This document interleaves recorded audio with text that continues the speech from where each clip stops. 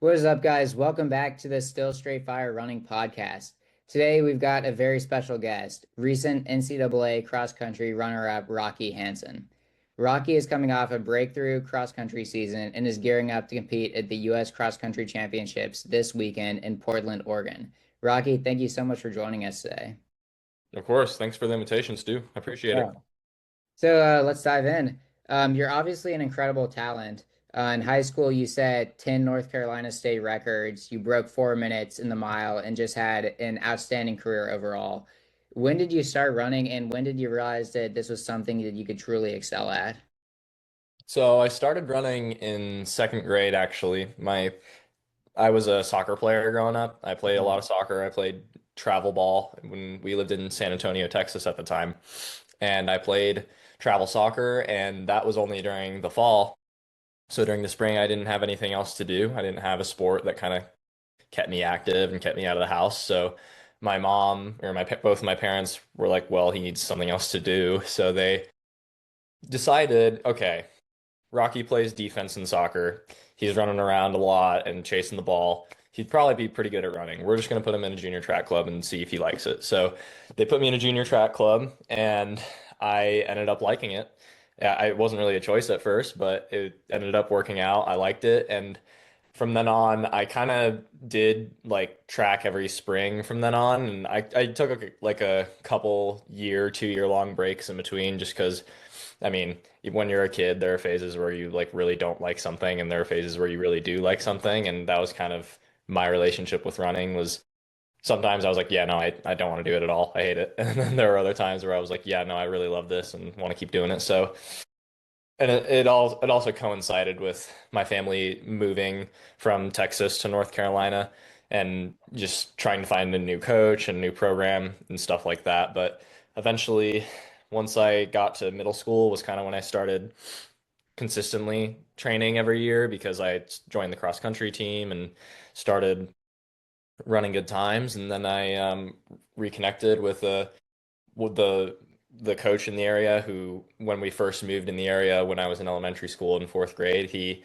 kind of took me in as a elementary schooler, which he normally didn't do. He coached middle schoolers and high schoolers at the time, Mhm. but he kind of accepted me because like my junior 1500 time was fast enough and he was like, all right, fine, I'll coach him.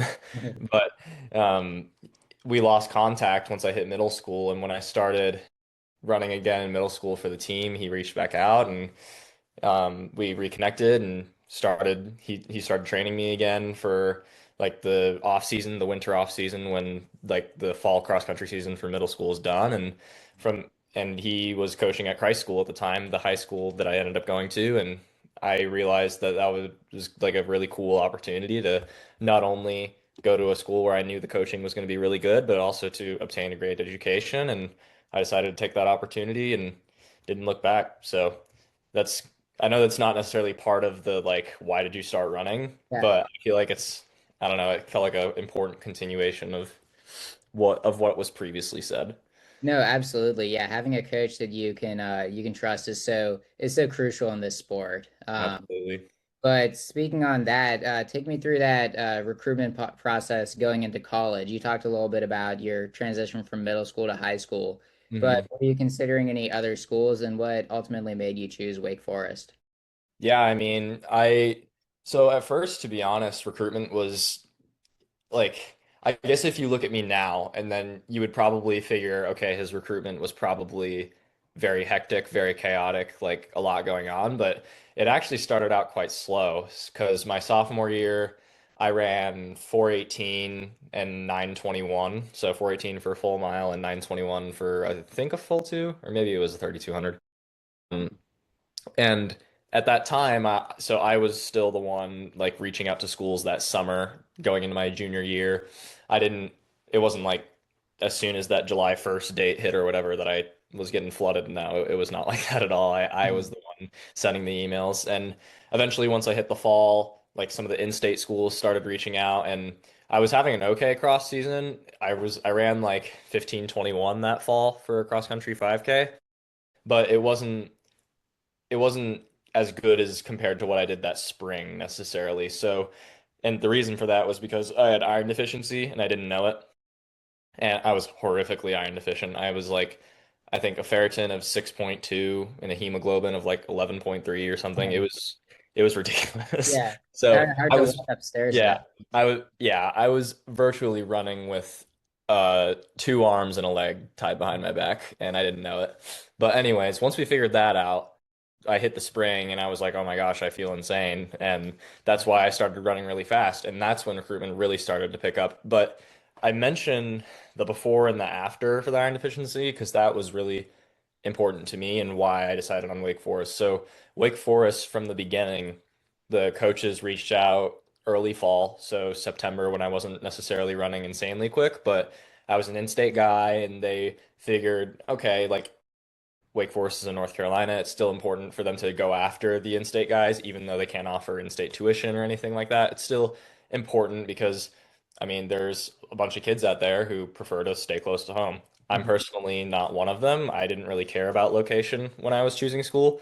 Granted, now that I'm at Wake Forest, I really have enjoyed being 2.5 hours away from home. Yeah. But when they maintained like consistent contact with me throughout that whole period of time, throughout beginning of cross season, throughout the iron deficiency period where I was really struggling, and they were still there when spring hit and I started running fast again.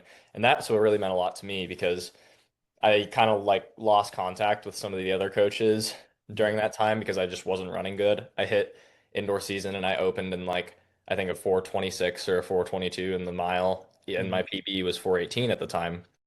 So on paper, it's like, okay, what's going on? Yeah. But I just remember Coach Hazuri, the assistant coach, Brandon Hazuri, he sent me a message and was like, hey, just checking in, wanted to see how things are going. And this was like January or February, like right when I found out I was iron deficient. And I was like, yeah, like I'm really iron deficient right now. Lots been going on. I'm just trying to figure it out. And but he stayed with me through that process. And so once I started running good again and got my iron levels back up, and to see that like it was like comforting to know like they were there from the beginning, right? They followed the whole process. They weren't there as soon as the success happened, right? So Exactly. that was one key component of it. And the other key component is just like the philosophy of the program is a lot different than any other program I spoke to.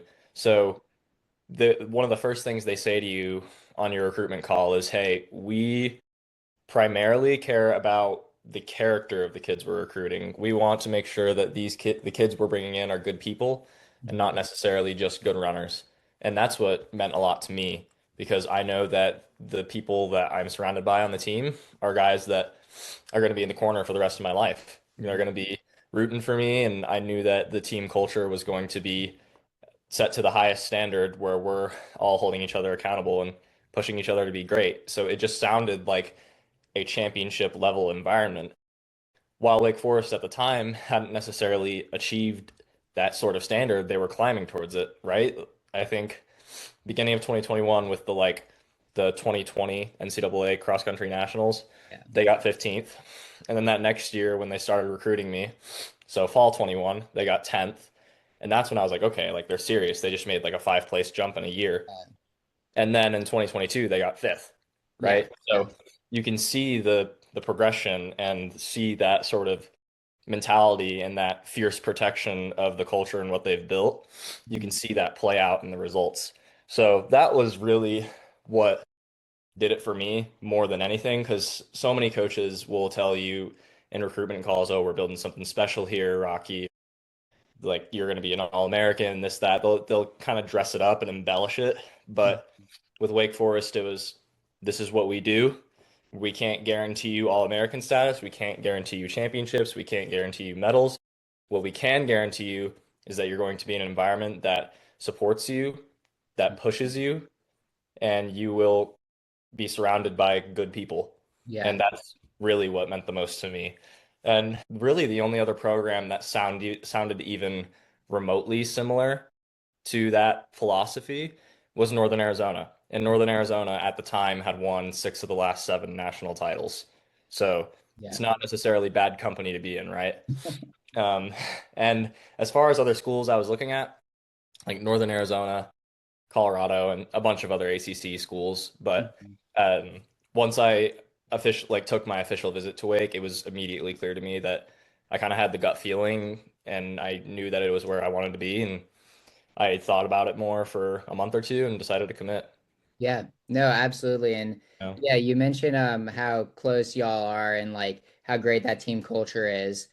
How have your teammates and coaches contributed to your development so far? I mean, they've been instrumental. Like you can you can get all the training you want, and you can get all the nutrition and all that other good stuff that you want, and like try and like attribute that entirely to the reason you're progressing. But at the end of the day, what's really going to make that difference, like that jump between like good and great, right? I think to me, what I've noticed is the importance of relationships. And I've especially noticed that with coaches as well. You can only be so good of a coach. You can know all the training you want, but at the end of the day, if you don't know your athlete on a like a personal level, like can you develop relationships with your athletes? Mhm. I think is like the most important question coaches should ask themselves. And I think it's the most important thing that separates good coaches from great coaches. The ones who can pick up on little things like the type of coaches that can look at an athlete when they come out to practice and they go, okay, like I know something's wrong. Like even just by body language or the way they're speaking, they know immediately, right? Because they know their athletes and they've spent time with their athletes. And at Wake Forest, that's the exact type of environment that we're in, Mhm. where like, I mean, I've had workouts where at the end of the workout, coach was like, yeah, I noticed today that like your body language was a little different, a little off. I figured that today would be like maybe a bit of a harder day for you. And I was like, oh, wow, like he's like Yeah. really paying attention and really, really cares. So that's just one example of it. But like it apply in the same way it applies to the teammates. Like Mhm. your teammates also notice these things since we're around each other all the time. We notice when one guy's maybe a little more quiet than he normally is, or um, maybe he's like at the back of the pack for a run and normally he's at the front, right? It's just like little things, but we pick up on them. And it's been really cool to see how we check in on each other and we're always there for each other, even outside of practices, right? Because I mean, we spend a lot of time with each other during runs, obviously, but with the commitment we have to the sport and the fact that we need to get so much sleep and we have to eat a lot and all that, we our social life kind of becomes the team. Mhm. And so we're spending so much time with each other that like I said, we pick up on these things, and it's cool to see how we rally around each other and we fight for each other when things get hard for each other Mhm. in our personal lives. So I think that's really what has helped me is that, like I said, I have that sense of security in my mind. I know, well, not sense of security. I know that like all the guys around me are looking out for me and are looking out for my best interest. And while the road might not always be smooth, like sometimes it's like I have to like, I have to push my teammates. I have to be like, hey, like you need to do this, you need to do that, you need to hold them accountable. That's why we do it though, right? Mhm. Is it's the most important part is that we hold each other accountable. And I've had teammates hold me accountable too. And I'm like, well, yeah, you're right. I gotta improve my stuff. I gotta lock in. So that is probably the biggest thing for what has made what my teammates have contributed to my development is the fact that we hold our team culture. Sorry, this is like a long-winded rant. I hope it's making sense. It But is, yeah. um, we we we fiercely protect our team culture, Mhm. and because of that, we hold each other to our very high standard.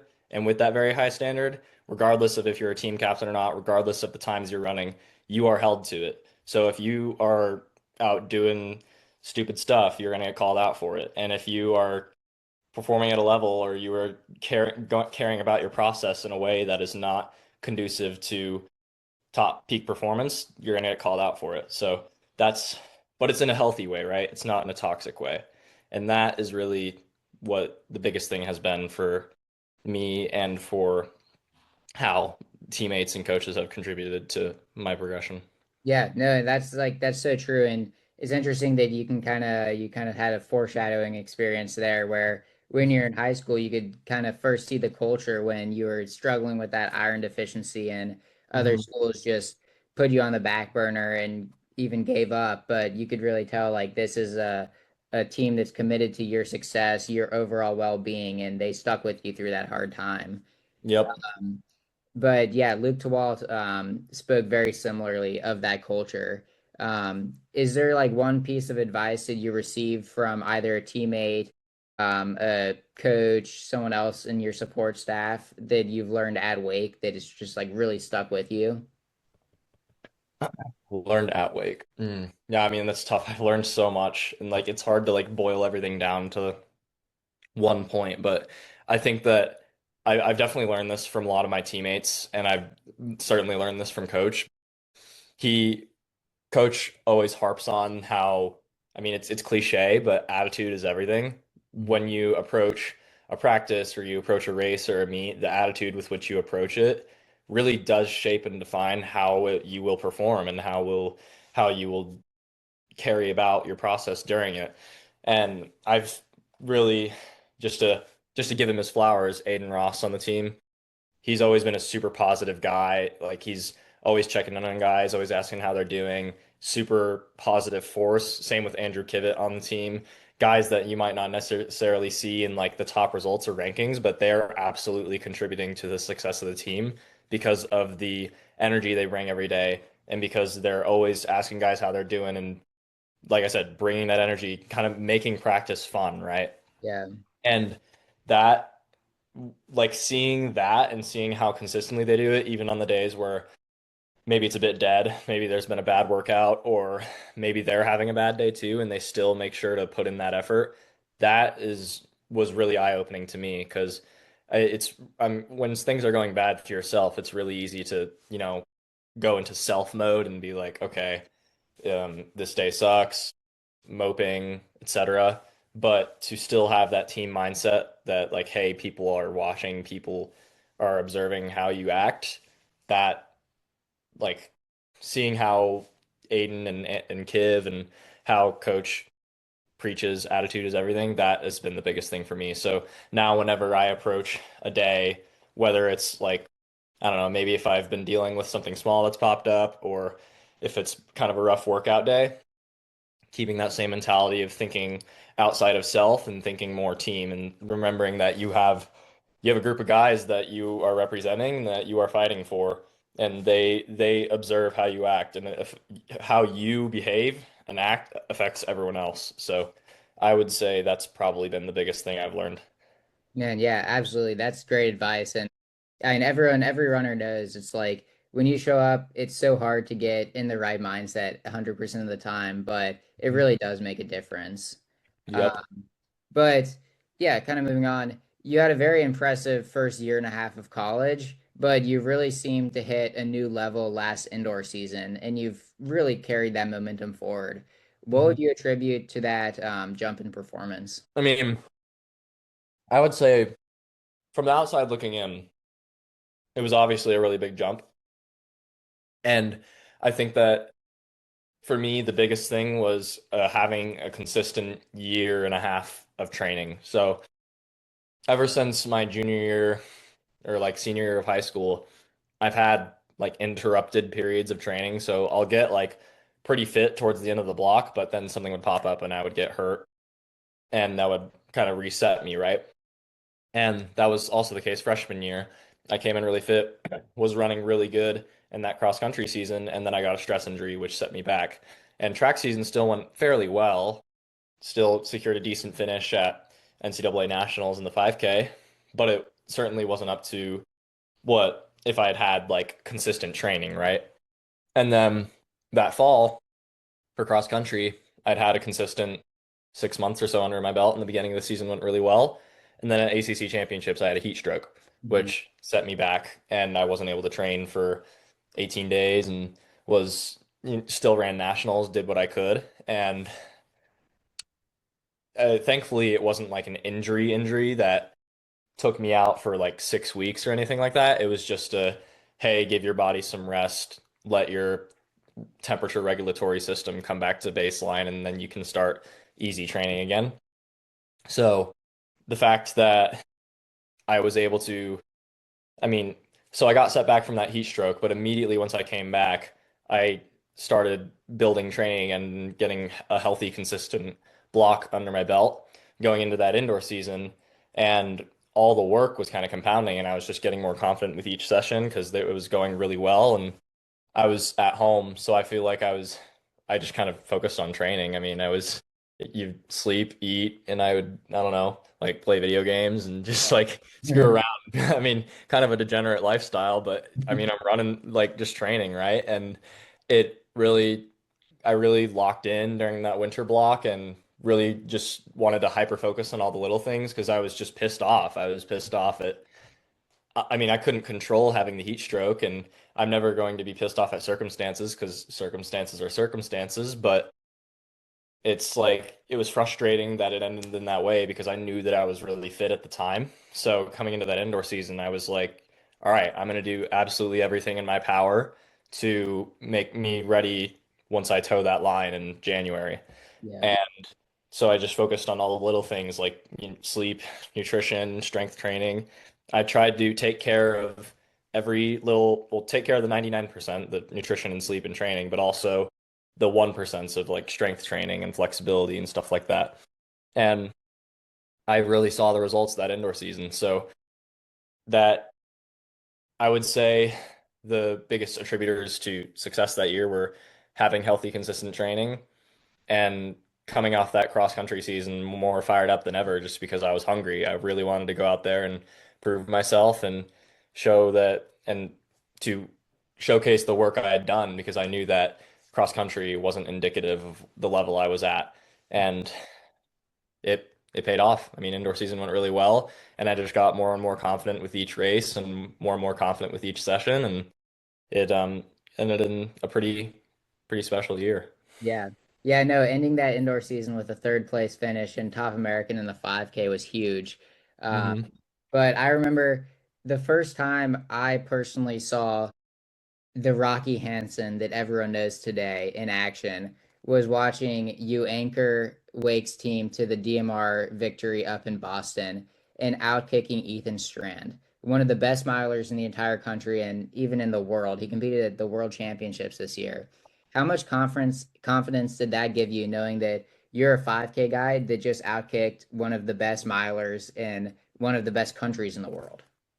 Yeah, no, that was even when I look back on it, I was still a little shocked. I did not think that I would do that. I knew that we were capable of winning because Mhm. going into the race, our goal was to obtain an NCAA standard in the DMR to qualify to nationals. So the mentality going in, like our assistant coach was with us on the trip, and he pulled me aside before, like a couple hours before the race, and he was like, "Hey, like obviously Arkansas today, we're gonna see big DMR times, and then just like if the guys talk about it, like just don't like give it too much thought, don't freak out about it because we got business to take care of tonight. Like you guys can win this thing, just go for the win." And I was like, "All right, yeah, let's do it." And so during the race, I was kind of just in that flow state in the zone and reacting to all the moves. I obviously you see a guy on paper like at this point he had run 3:48, I think Ethan had. So on paper that may be like, oh, it's scary, 3:48 milers on the anchor leg, and so am I.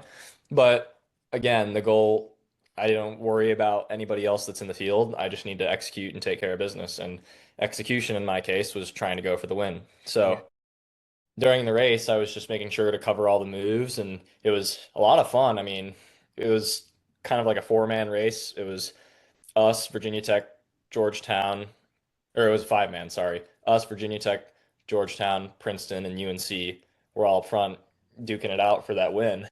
And I remember, like, I didn't realize how fast we were running. I was just kind of going.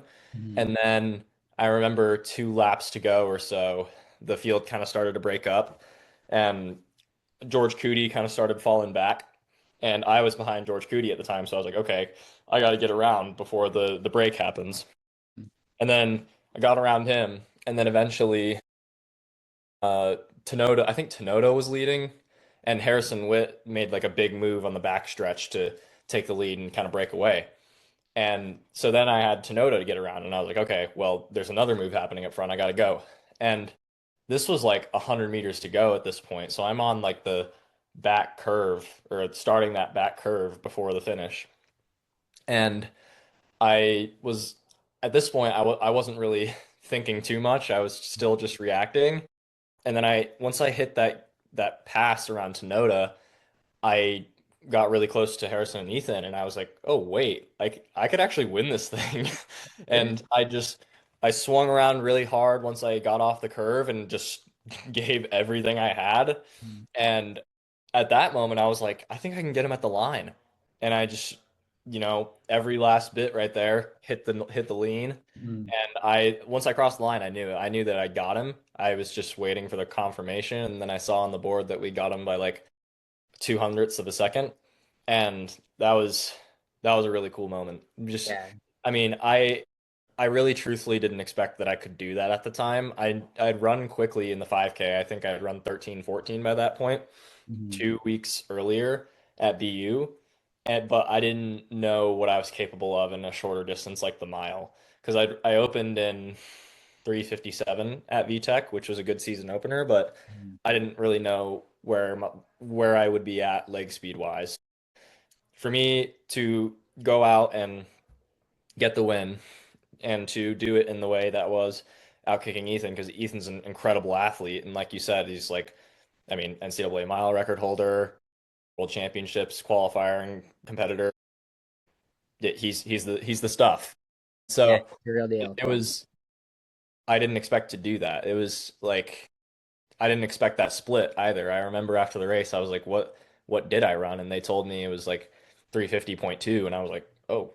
Like like I said, I was kind of in the moment and didn't realize it because I was focusing on racing and just taking care of my business and executing, right? Yeah. And that's what led to a great performance. And coming off of that, that was the most confident I've like among the most confident I've ever been in my running career, like after that race. And I was like, okay, like we can do something big at nationals. I think before that, when I ran 13-14, I knew that I could certainly place high. I was like, yeah, this time definitely gets me to nationals. Like the DMR leg and winning that race, that was what like, okay, like we're ready to go. Like we can go after the win. So it was it was super cool.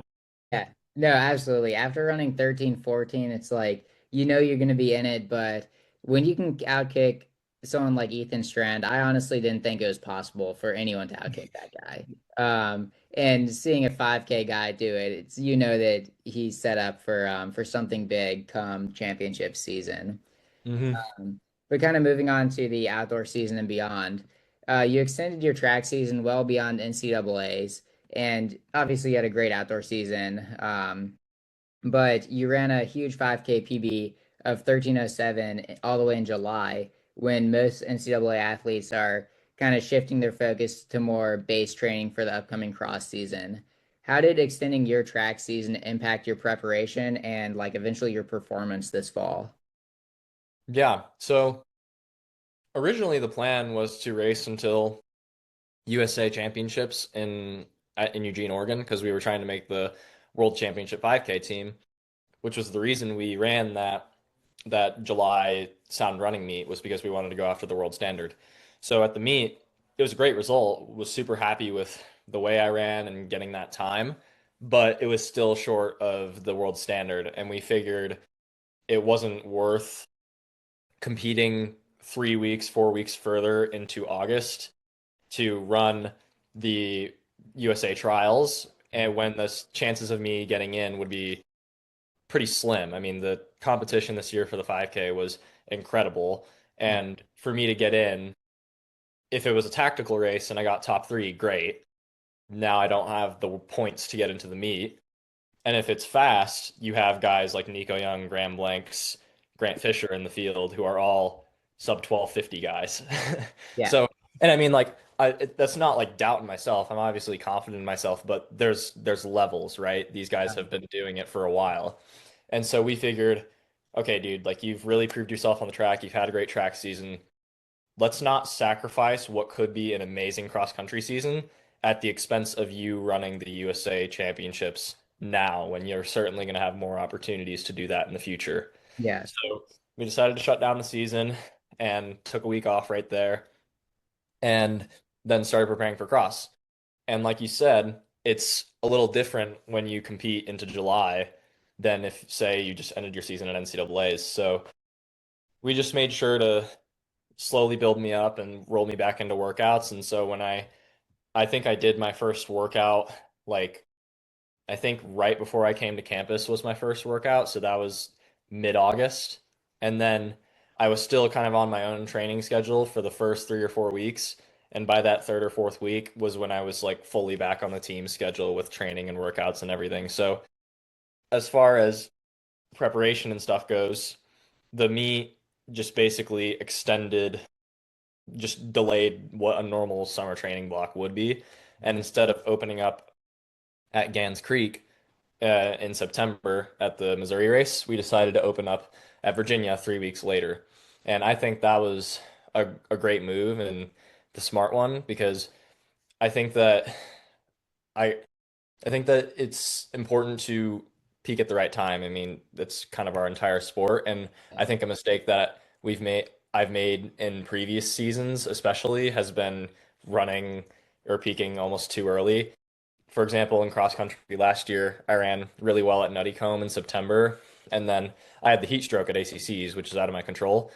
And then an outdoor season, like indoor season went really well last year, and then outdoor season still went well, but I feel like compared to what I was doing indoors, it was not as quite as good, right? Mhm. So for me, I really wanted to make sure this year that we did things the right way and that I was peaking at the right time. And so running that 5K in July and me opening up my season later was crucial to me peaking at the right time for NCAA Nationals a week ago. Yeah. And um, that's really, I guess that's really just how it affected it is that we made sure that we didn't bring me back too soon because if we'd brought me back too soon, then I probably would have had a lot of residual fatigue in my legs, but Yeah. we did it the right way, and I thank my coaches for that. And now we're still going and trying to make the world's team at USA Cross, which will be fun. No, absolutely. Yeah, so going on back to that NCAA championship race that you just mentioned. So you came into that race undefeated and were widely viewed as one of the favorites for pretty much the first time in your career going into a national meet and being up there on the list of people like predicting you to win. What was your mindset going in, and what was going through your head when guys were still with you at 6 to 8K for the first time that season? Yeah, I mean, going into the race, I was the most confident I'd ever been. Every race, I feel like I kind of kept surprising myself. I didn't expect to open up as fast as I did at Panorama Farms in Virginia. I think that was October 17th. Hmm. I didn't I didn't expect to run that quick in an opener, so that was a big confidence booster. And then ACCs, I knew that I was capable of the win, but I also was privy to the fact that Gary's a really good athlete, and I knew it wouldn't be easy to beat him. And then to win in the way that I did, I was like, okay, like we're in a really good spot right now. And then at regionals, being able to command the end of that race and take the win was also a big confidence booster. So going into going into nationals, I was the most confident I'd ever been, and I knew that going for the win was certainly in the cards, and I was going to do that regardless of the circumstances. I was going to go for the win, and I was super proud of the way I raced, being up front that whole time, and giving myself a chance.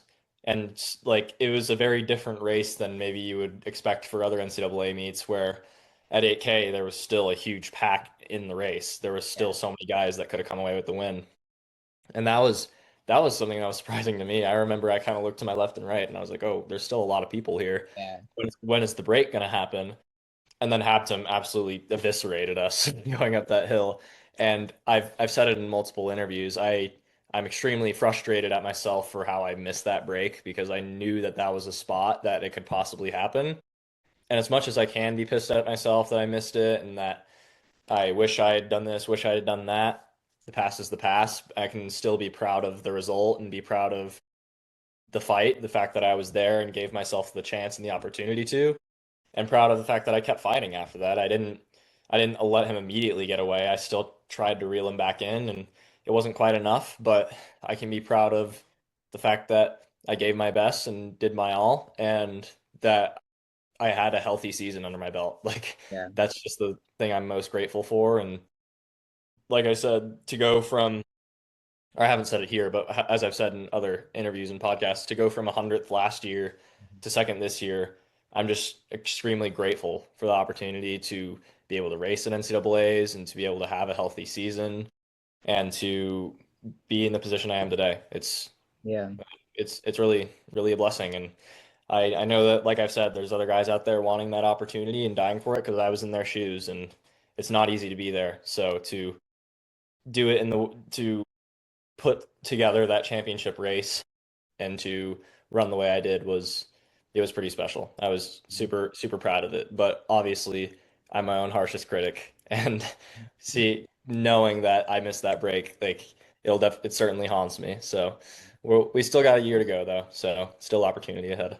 No, absolutely. Yeah. And I mean, just as you mentioned just then, you're your own harshest critic. I was showing my mom your interview after the race, and she's like, what do you mean he's pissed? He got second. It's like, yeah, because that's the level that you hold him to. And Right. it shows your level of determination, which is unmatched, and it's really quite incredible to see. But you mentioned Habtom's move, and Mhm. Blanks made a similar move in when he won the NCAA cross country meet in at Panorama. I believe he made his move more at 9K, but that's the only other move in a cross country race where I've seen someone just take off like that and Mhm. end up getting the win from that. But infamously said, Habtom fooled me after the race. So how does knowing like you've seen a move like that and knowing that people like Graham Blanks or Nico Young can make a similar move this weekend at the U.S. Cross Championships, how does what's your mindset like going into that, knowing that this is something that could happen and that you're gonna have to be able to respond to it this time? Right. I mean, it just makes me more aware, and I'm certainly going to be a lot sharper in Hmm. those later stages of the race, 5K onwards, because I know that anything could happen at any point. It's good that you mentioned Graham Blanks doing that in 2023, and he also did something similar in 2024 when he just slammed the gas at 5K. Yeah. But it's good that you mentioned that because Habtum, for 2 years in a row, experienced the exact same thing I did. So that's it. Him experiencing a vicious move at 9K first and then at 5K in 2024, he knew what he had to do going into last Saturday to get the win. I mean, it took like, first, like they say third time's the charm. He's like, all right, this time it's not like we're not doing that, right? And Mhm. so now that I've experienced it, ideally third time's not the charm. Ideally, I'm gonna be like, all right, like I've experienced that once. I don't want to experience that again. I know that there are certainly going to be moves later in that race, and I just need to be ready for when they happen and ready to not only cover, but maybe be the one that's like also maybe be the one that's pushing. I don't know. It really just depends on how the race plays out and what players are in there by the time 7K, 8K rolls around. It really just depends on how the race unfolds, but regardless of the field and regardless of the circumstances, the goals remain the same. The goals remain to execute, to take care of business, and to try and make that world's team. So Yeah. that's what I'm gonna do. Try and Yeah, do. no. Obviously, we can't predict how the race is going to go out. It's cross country. Anything can happen. It could be raining, it could be sloppy, muddy conditions, but I personally know that no matter what, you're going to go out there and you're going to be up there and giving it your all. But moving on, we do have a couple fan questions. What first one here, what does your fueling strategy look like before a morning race or a big kind of morning workout? Hmm. So this is probably one of the biggest things that I've changed this year is like fueling going into workouts and especially going into races. I've really honed and dialed that in more so than I ever have before. Sorry, let me finish this bite. Yeah. Um, Speaking of fueling, yeah. yeah, but I I think that part of what might have caused my heat strokes in the past was even beyond just a flaw in like temperature regulatory system. I think it was like hypoglycemia, which is lack of carbs, because I've always been privy to like, you need to eat and fuel and things like that, but I didn't realize how crucial it was even going into like, last 20 minutes before the race having a gel or something like that to delay your blood sugar peak window during a race.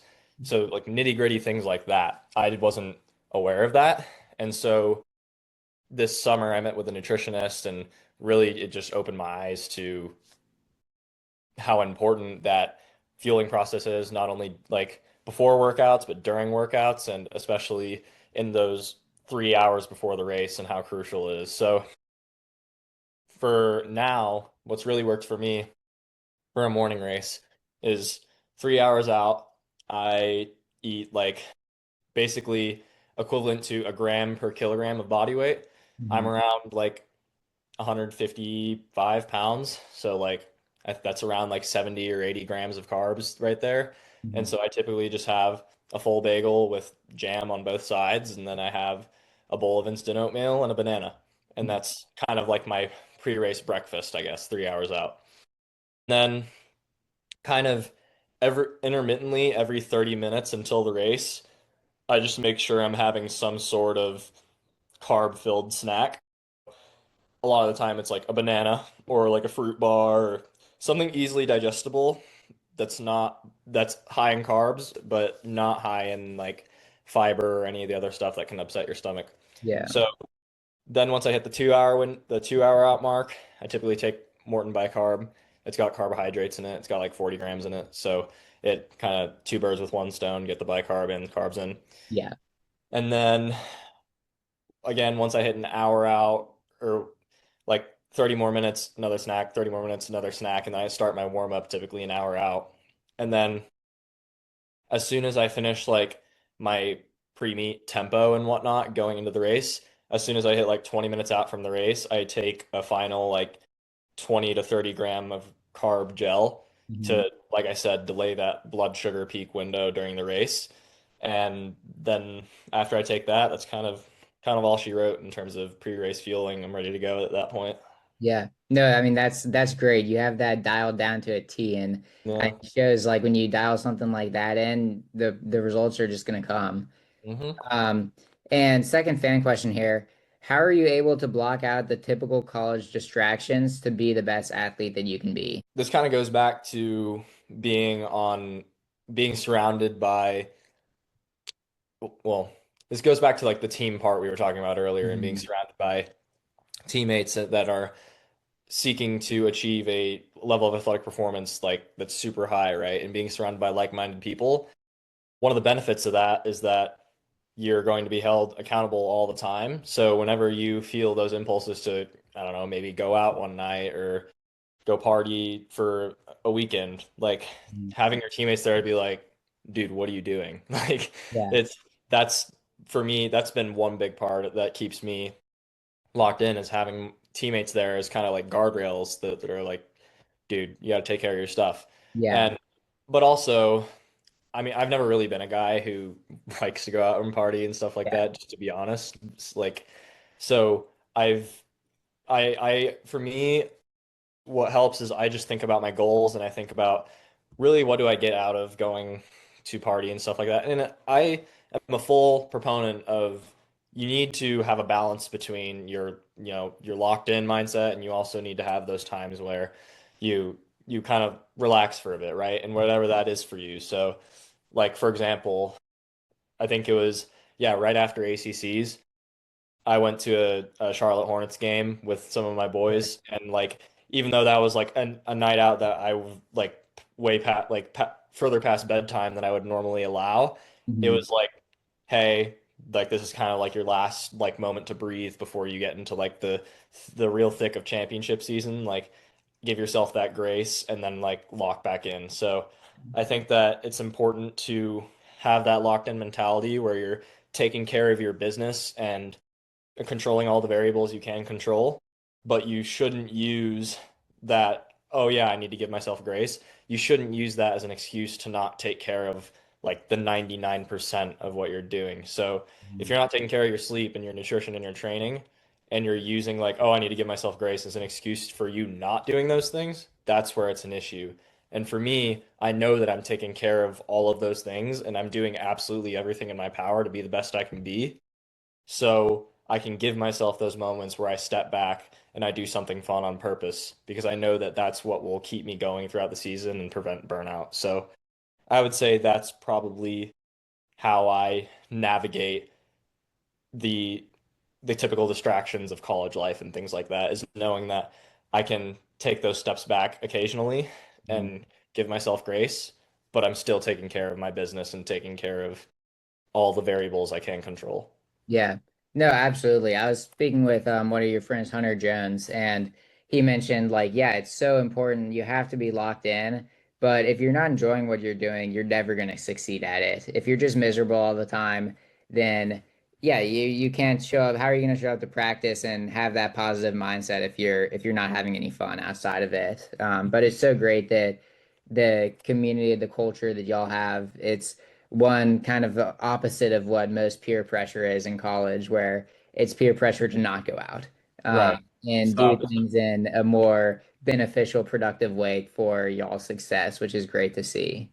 Hmm. And then last question I have for you. So you have big US championships coming up this weekend, but looking ahead, and I know you have at least one more year collegiately after this year, but where do you see your career going post college? Do you think you'll stay on the track, move to the roads, or take more of a hybrid approach? I know there are more cross country opportunities coming up. Where do you see that going?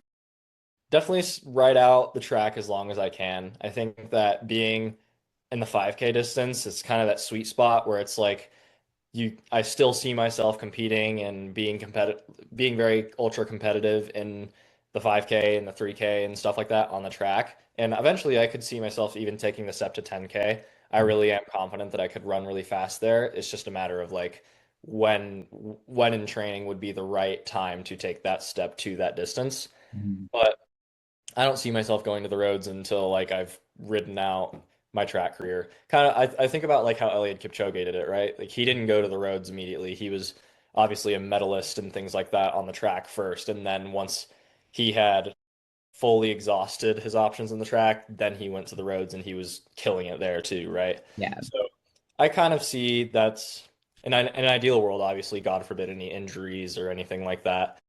In an ideal world, ride out and exhaust the track first. Mhm. And then if I'm still really feeling motivated and fired up, well, I mean, I guess I shouldn't say like motivated and fired up. Like if I still really want to pursue it, then yeah, I would go to the roads and Mhm. see what I could do. Because I mean, I think that running a marathon and trying to go after a fast time could be cool, but definitely want to stay on the track first and have a fun pro career there first before I do anything outside of it.